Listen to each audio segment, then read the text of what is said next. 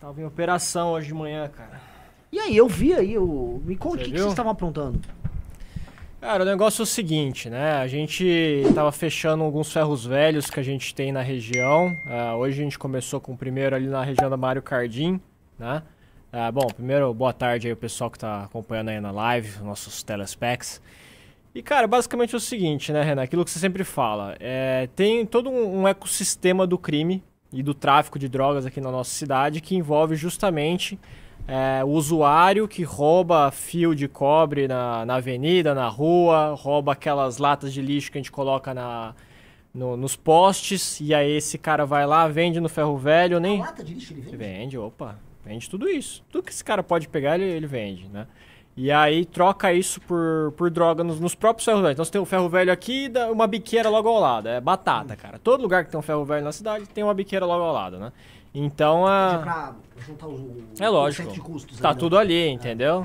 No mesmo lugar que você já vende o produto proveniente do furto, você já compra ali e já troca pela droga, né? E aí a gente tá fazendo essas operações. Hoje a gente chamou Polícia Civil, Polícia Militar também para acompanhar o processo, e a GCM, né? E os nossos fiscais da subprefeitura, justamente para fazer essa apreensão dos materiais. Quando você tem um estabelecimento mesmo de um ferro velho, realmente um terreno, baldio, alguma coisa, a gente vai lá e empareda, né? Vai lá e constrói uma parede na frente, lacra tudo. Agora, nesse caso, o negócio era tão absurdo, cara. Pra você ter uma ideia, Vila Mariana, um dos metros quadrados mais caros de São Paulo, e era céu aberto. Só aberto. Os caras encostavam lá umas combis e ficavam com uma balancinha ali vendendo ferro velho, comprando ali num quiosque, assim. Eles colocavam um guarda-sol, as combis e ficavam lá, cara. Você tem uma ideia do absurdo que era, né? Eu vi que você aprendeu até o caderninho do cara com os fios de cobre. Foi. O cara tinha, tipo, já o livro caixa dele lá, né? É bizarro, Isso é cara. maluco demais. Bizarro. E a gente aprendeu também, tô aqui, né?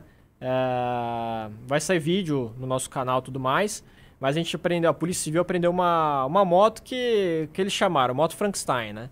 Cada peça ali o volante era de uma, a roda era de outro, o chassi era de outro e tal.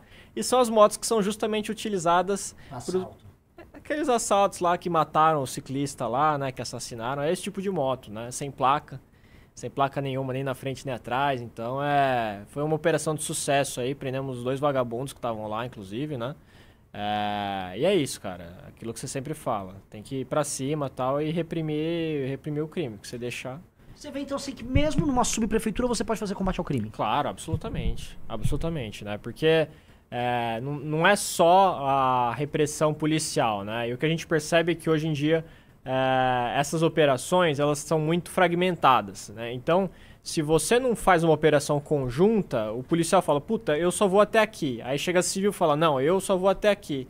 Ah, não, daqui pra frente é só a prefeitura que pode apreender, pode lacrar o estabelecimento. Não cabe a polícia lacrar estabelecimento, né? Agora, se a gente vai lá e averigua que, de fato, tem produto proveniente de furto, se tem produto proveniente sem nota fiscal, esse tipo de coisa, a gente pode chegar lá, notificar e depois lacrar, né? Cara, que muito louco isso. E como é que tá a experiência até agora da subprefeitura? Cara, bem mais difícil do que o legislativo. Isso eu falo com tranquilidade, mas ao mesmo tempo também tem muito mais oportunidade de você trabalhar, né? Esse tipo de coisa que eu fiz hoje, né, junto das demais corporações, cara, isso pra gente lá em Brasília, no gabinete do Kim, era muito distante, né? O próprio Kim fala muito isso a respeito do tempo do legislativo, né? Entre você apresentar um projeto de lei, esse projeto ser aprovado nas comissões, se um dia viesse aprovado no plenário da Câmara e vai pro Senado e começa todo esse mesmo rito para depois ser ou não ser sancionado pelo presidente, cara, é muito tempo. Então, os projetos que o Kim apresentou lá atrás estão começando a ser aprovados muitas vezes agora, entendeu? Isso aqueles que, porventura, não foram arquivados de outros deputados, porque se vir a legislatura também vai ter o arquivamento. Cara, na subprefeitura não. Se eu tenho uma ideia, eu posso estar dentro do meu escopo, eu baixo uma portaria ali e já era. Tá valendo, entendeu? Que doido isso, né? É muito mais ágil. Muito mais ágil, muito mais poder. Você tem muito mais contato com o cidadão, de fato, né? Esse é outro ponto também, né? A subprefeitura, as pautas que a gente trabalha são muito mais próximas do cidadão comum do que era lá em Brasília. Então, só para você ter uma ideia, né? De quinta-feira, por exemplo, lá em Brasília, são muito votados os tratados internacionais. Então, o Tratado de Acordo do Espaço Aéreo entre o Brasil e Bali. Porque os aviões brasileiros têm que passar pelo espaço aéreo de Bali, os aviões de Bali pelo espaço aéreo brasileiro e tal. Cara, eu tô resolvendo aqui o problema da Dona Maria que tropeçou na calçada, se estrupiou ali e tá muito brava e quer resolver aquilo. Ou da poda de árvore, que ela tá 3, 4 anos tentando tirar uma árvore podre que vai cair na frente da casa da filha dela e que também não consegue. Então, assim, os problemas que a gente resolve hoje são muito mais reais, né? Não que em Brasília também não tenha, né? Claro.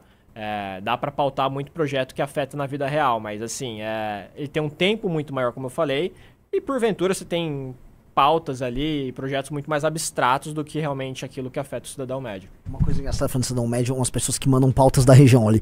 Grande Minato, mande iluminação em GCN para debaixo do viaduto Ricardo Boechat, tem muito assalto de carros à noite. Tá vendo? Uma pessoa pediu um banco perto da Maternidade Amparo, na Vila Mariana. E são essas coisas muito concretas, né? A pessoa não tá pedindo assim, por favor, enfrente o avanço das esquerdas na Vila Mariana. É tipo, preciso de um banco, preciso de um, né? Sim, eu tava até brincando que o Pedro, que trabalha com a gente, falou assim, não, por que você não grava um vídeo com clickbait falando assim, como a Terceira Guerra Mundial vai afetar a Vila Mariana? E, cara, o cara que tá ali, né, o munícipe que vai fazer os pedidos pra mim, ele não tá nem aí pro Putin, pro Hamas, não, ele quer saber ali realmente do comércio dele, de conseguir um alvará de licença de funcionamento ali pro comércio dele, né, pra ele poder trabalhar, pura e simplesmente, entendeu? Pra vender a pipoquinha dele, o milho e tal, esse tipo de coisa. Qual a área que você fala assim, isso aqui é a área que a gente andou melhor até agora na gestão? Cara, tem muita coisa, né? Deixa eu ver. Acho que a parte de fiscalização, a gente tá fazendo muita operação. Eu apelidei essas operações que a gente faz sempre, né? Que eu chamo de Operação Sísifo, né? De ficar rolando a pedra. Exato, que é exatamente isso. A gente tem algumas operações que são mais Hércules, né? Que são pontuais e tal. E tem as operações Sísifo, que eu tô sempre rolando a pedra para cima. Fiscalização é uma delas, né? A gente tem que estar sempre em cima. Saiu até agora no SPTV uma matéria falando que as subprefeituras que mais fiscalizam e as que menos fiscalizam. E a gente está entre as 4 mais, né? A zeladoria como um todo, a gente está indo muito bem também. Tem um painel de zeladoria que compara as 32 subs, né? E a gente está em segundo. Está sempre ali no top 5, né? Varia muito. E varia conforme também as pessoas fazem ou deixam de fazer denúncia no 56. Então o que eu diria seria isso, cara. Não temos recebido tanta reclamação assim. E trabalhado bastante, né? Então acho que das áreas que a gente tem dentro da sub seria essa. E tem uma parte que é muito pouco valorizada, Renan, mas que eu particularmente, por ter tido essa experiência de chefia de gabinete lá no Kim, que é a parte de gestão interna, que é super importante, cara, que tem que ser feito de você ficar medindo a produtividade das equipes, por exemplo, porque para quem não sabe, né, até é importante ter o pessoal aqui, hoje praticamente quem faz esse serviço de subprefeitura não são os servidores públicos, por assim dizer, como antigamente tinha, né? Então, antigamente você tinha na prefeitura o cara que era o jardineiro contratado da prefeitura. Não, hoje todos esses trabalhos, de fato, são feitos por terceirizadas, né? E, uma vez que você contratou terceirizada, você tem que ficar em cima dela para ver se está trabalhando, se não está, tal. Então, essa parte de gestão mesmo, que é uma coisa que eu gosto muito de trabalhar, ela não vende tanto para fora, né? Você falar isso pro público, falar assim, eu tô aumentando a eficiência e tal, porque é uma coisa que vai ser sentido na ponta, mas de forma indireta. Né? Sim. E colocando assim, eu sei que não é, como posso colocar assim, não dá pra você ficar aqui se comparando com os outros subprefeitos, mas dá pra falar sobre como tava e como você pretende chegar. O que você colocaria assim, quais seriam as tuas metas pra falar, quando eu entregar aqui a sub, eu vou estar feliz. O que seriam as grandes conquistas que você pretende ter? Tá. Então, vamos lá. É difícil porque eu peguei uma sub que já era muito bem gerida, né? Isso falo tranquilamente. Tinha meu antecessor que hoje está no Ipiranga, foi super parceiro na transição, tal. Isso não tenho do que reclamar e não peguei terra arrasada, né? Eu acho que onde a gente pode mais melhorar e que me deixaria muito feliz é naquela questão de lei e de ordem, né? A gente recebe muita reclamação a respeito de bares que fazem barulho até tarde, né? Hoje mesmo, né, na operação que a gente fez na região da Mário Cardim, é uma que os vizinhos estão sempre reclamando. Nos conselhos de segurança, que eu tô sempre presente também, né, nas reuniões do Conselho de Segurança, é uma coisa que eles reclamam muito. Então, assim, dá sossego para as pessoas, para elas conseguirem dormir em paz, esse é um objetivo que eu gostaria de fazer. E o outro projeto que é o projeto Sub-Zero, né? Então eu tenho o Sub-Zero do Mortal Kombat. Então as filas que eu tenho, então em relação, por exemplo, ponto viciado, né? O que é o ponto viciado e que a subprefeitura cuida, né? São os pontos de descarte regular. Tem os criminosos, né, que são tipo os caçambeiros, que o cara vai até na sua obra da sua casa, cobra R$300 para tirar o entulho. Em vez do cara levar até um ecoponto ou levar num lugar que ele possa de fato descartar, ele vira na esquina e joga na rua, cara. Tipo assim, joga ali no canteiro da Bandeirantes. Quem passa ali na Bandeirantes sabe, pô. Você olha o canteiro lateral ali, aquele gramado lateral, os caras estão jogando entulho ali de madrugada, cara. Então, assim, esse é um objetivo que eu gostaria de fazer. Eu tenho hoje cerca de 45 a 50 pontos viciados, né? Alguns são de fato de entulho, outros são lugares que as pessoas começam a colocar guarda-roupa, geladeira, tal, e aí todo mundo acha, beleza, ali pode, porque a prefeitura está sempre limpando ali. Só que a gente está sempre limpando ali porque se tornou um ponto viciado, né? Então a gente precisa limpar porque as pessoas têm na cabeça que, eu posso colocar minha geladeira velha ali. Acha que ele virou um ponto de descarte informal. Exato. Tipo assim, no meio da calçada. Ali na Avenida Jandira, atrás do aeroporto de Congonhas, tem um paredão do aeroporto, né? Então, assim, você não tem casas ali. E a galera vai jogando sofá, vai jogando geladeira e tal. Nossa, eu sei, é verdade, eu conheci ali, é verdade. Então, assim, hoje a gente já tem mapeado isso, tudo muito bonitinho. É bem difícil a gente conseguir zerar ponto viciado, porque, assim, é uma luta que você tem que ficar fazendo trabalho de pintura, jardinagem, para as pessoas perceberem que não, aquilo não é um ponto de descarte de lixo, né? E outra parte é fazer campana. Tem que ficar lá de madrugada, colocar nossos funcionários de madrugada, para pegar o cara no flagra e aí apreender o caminhão do cara e dar uma multa de R$30 mil. Teve cracudo que foi para lá agora com esse espalhamento que houve? Cara, assim, a gente já tem mapeado também quem são os nossos moradores de rua, os cracudos e os pontos que eles estão.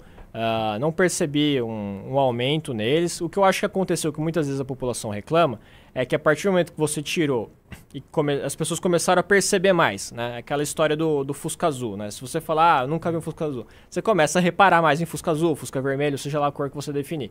Então eu acho que tem isso também. As pessoas passaram a notar mais, né, os usuários de crack, porque isso tornou uma pauta da mídia depois do fim da Cracolândia, por assim dizer. Agora a gente sabe onde eles estão. E a gente sabe as datas, Renan. Isso é a parte mais interessante da coisa, né? A gente tem o costume de rotular o morador de rua como uma coisa só. E não é, cara, assim. Tem o cara que é o morador de rua mesmo. Você tem o cara que é o usuário de droga, o cracudo. E você tem também aquele que tá ali, o malandro, que ele aparece só em data comemorativa. Então, ele chega lá no Dia das Mães, né, na região, porque como é uma região um pouco mais rica, né, um metro quadrado muito mais caro, eles vão lá para arrecadar. E aí, se você chegar lá, tem cara que chega de Uber, pô. Como é que é? Tem pedinte que chega de Uber lá pra pedir. Porque deve ser uma área que você consegue um ticket alto por doação. Exatamente. Quem quiser e quer falar, o Minato tá mentindo. Cara, vai lá, Viaduto, 11 de junho, tá? Chega lá de manhã, você vai ver. Tem morador de rua, né? Alguns pedintes chegam lá. Você chega com abordagem social, o cara fala, não, tô aqui só pra arrecadar, pô. Depois eu vou embora. Passou a Páscoa, eu tô indo. Eu volto pra minha cidade. Acontece mesmo, cara. Ele nem de São Paulo. Não. Às vezes o cara tipo, é do ABC, Diadema, Osasco, qualquer outra cidade e tal. E o cara vem pra arrecadar, porque ele sabe que naquele ponto, naquela data, ele consegue mais, entendeu? É aquilo que eu já vi muita gente falar que, assim, não dê do dinheiro pra pedinte. Por mais que pareça uma coisa humana e tal, no fundo é uma economia que tem. Né? Tem todo um ecossistema aí também, né, disso. E claro, como eu falei, tem o malandro e tem o cara que realmente tá ali na rua. Tem os caras que estão na rua, Renan, porque querem. Você conversa com ele, o cara tá tipo, ele tá plenamente no seu estado de sanidade mental, né? Não é usuário de droga, não tá sequelado. Só que ele já não quer mais trabalhar, às vezes teve algum gatilho na vida, perdeu algum familiar e tal, e só quer estar na rua, não quer mais viver com as regras sociais. E aí qual que é a nossa dificuldade? O pessoal fala, pô, por que você não oferece um abrigo? Porque no abrigo você tem que seguir regras. E esse cara, tipo, ele não quer seguir regras. Ele reclama muito de ter que acordar cedo, né? Porque no abrigo você tem horário pra entrar e tem horário pra sair. Tem horário pra comer, tem horário pra tomar banho e tal. Então não é festa do caqui, né? E aí eles reclamam muito disso. Então, assim, você tem vários tipos de pessoa. Tem gente que, cara, simplesmente não quer ir. E aí eu falo, pô, o que eu vou fazer? Hoje em dia o Estado oferece Bolsa Família, oferece auxílio aluguel. Tem o cara que não é de São Paulo, que tá aqui, a gente oferece passagem de ônibus pra ele voltar. Tem abrigo. Eles voltam ou não? Não quer voltar? Aí você tem abrigo para mulher, você tem abrigo para mulher vítima de violência, você tem abrigo para o homem, você tem abrigo para família, né? Para você não desmantelar o núcleo familiar. Aí você tem um abrigo para o cara que tem o carroça, porque tem isso também, tá? Ah, se no abrigo não aceita carroça, eu não vou porque eu não quero perder minha carroça, tá? Eu pego a reciclagem. Aí tem aqueles que precisam do cachorro. Então você vai vendo que, conforme a complexidade humana, o Estado precisa ficar criando mais e mais mecanismos para conseguir abrigar essas pessoas, senão ela vai ficar na rua. Que doideira, cara. Que doideira. E na verdade, você sente que esse processo de aumento de moradores de rua é um processo contínuo, assim, ou seja, isso aumenta, o Estado tem meios para brecar isso, como é que a gente tá? Porque é um problema meio que generalizado, né? Tem, mas a gente teve um salto, né? Eu tenho acompanhado os dados também de assistência social, até o mapa de calor que a gente tem da região, e o que a gente recebe é que esse salto que teve foi muito na gestão do PT aqui em São Paulo, do Bolsa Crack, né? Que era o programa de braços abertos e tal, e aí você veio gente do Brasil inteiro pra cá, né? Justamente para receber esse tipo de coisa. E aí para você conseguir brecar é muito difícil, porque você faz a lição de casa aqui dentro, né, em São Paulo, você oferece todo esse aparato do Estado para conseguir tirar o cara dessa situação, né, oferece programa de trabalho, tem o POT, que é o Programa Oportunidade do Trabalho, para o cara, varrer uma praça, que seja ganhar uma bolsa ali de, sei lá, R$900. Só que as outras cidades não fazem. Aí quando o cara cai numa dessa, ele vem para São Paulo porque ele acha que aqui ele consegue arrecadar. A gente criou um sistema de incentivos para que, enfim, né, pessoas na pior situação possível migrem pra cá. Exato, então tem que tomar muito cuidado com isso. Era uma coisa que o Arthur batia muito na campanha dele de 2020, né? De você levar os equipamentos públicos para as periferias também, porque o cara ele vê o centro, aquilo que a gente estava falando, como uma região de metro quadrado mais caro, que ele consegue arrecadar mais, então, e que tem mais equipamento público, né? Então esse é outro problema também que a gente enfrenta. Rizão, põe na tela o Instagram do Minato. Sigam, ainda mais assim, todo mundo que é de São Paulo que tá aqui na live, siga o Minato. Siga o Minato. Especialmente quem é de São Paulo capital. Siga o Minato. Aqui é o perfil dele, vocês vão acompanhar aqui. E assim, é um ótimo material de redes sociais que ele faz pra mostrar o trabalho na sub. E ao mesmo tempo não é aquele trabalho ridículo que vocês sabem. Tava aquele Manga agora, que inclusive comprou um imóvel agora com dinheiro vivo, não foi? Foi. Comprou um imóvel com dinheiro vivo e a esposa dele teve alguma coisa. Deixa eu pegar aqui. O Manga, né? Fica lá, olha só, gótica, não sei o quê. Cara, não. Trabalho, mano, pica. A subprefeitura mais bem administrada. Rafael Minato Gal, sigam eles. Olha aí o Manga. O outro herói da direita. Eu falei do Marçal, já falava dos, né? Tá aí, né? A galera fica, não, o Manga tem um ponto, o Manga é bom, o Manga é um filho da puta, o Manga é um vagabundo. Vocês de Sorocaba tinham que botar esse vagabundo pra correr, são um vagabundo. É impopular falar isso, mas dane-se, né? O Manga é um vagabundo. Agora quem não é uma vagabunda é o Minatogal, vocês precisam seguir ele, bota ali. Valeu Renan. Valeu, Minatão. Valeu, galera. Fala, fera! Curtiu? Então se inscreve, deixa o like, compartilha e comenta aí. Até o próximo vídeo.